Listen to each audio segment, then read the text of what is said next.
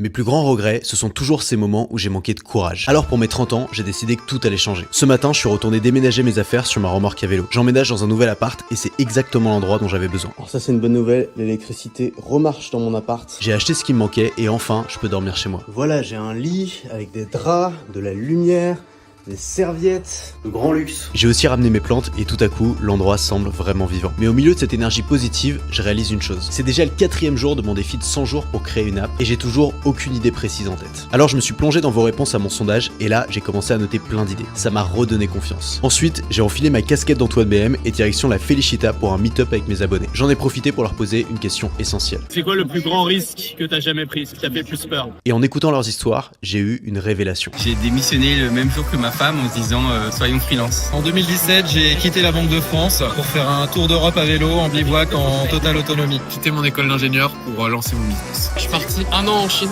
quand j'avais 16 ans pour apprendre le chinois. Il y a 2 ans, j'ai arrêté mon CDI et je me suis lancé à 100% sur la partie freelance, accompagnement. D'avoir quitté la France en plein Covid et de réaliser mon rêve d'aller vivre au Japon. Puis j'ai demandé, est-ce que tu le regrettes aujourd'hui? Absolument pas. Non, pas du tout, non, franchement, c'est super cool. Non, regarde. Ces échanges m'ont confirmé une chose. Finalement, le plus gros risque qu'on puisse prendre, c'est peut-être simplement celui de ne jamais oser.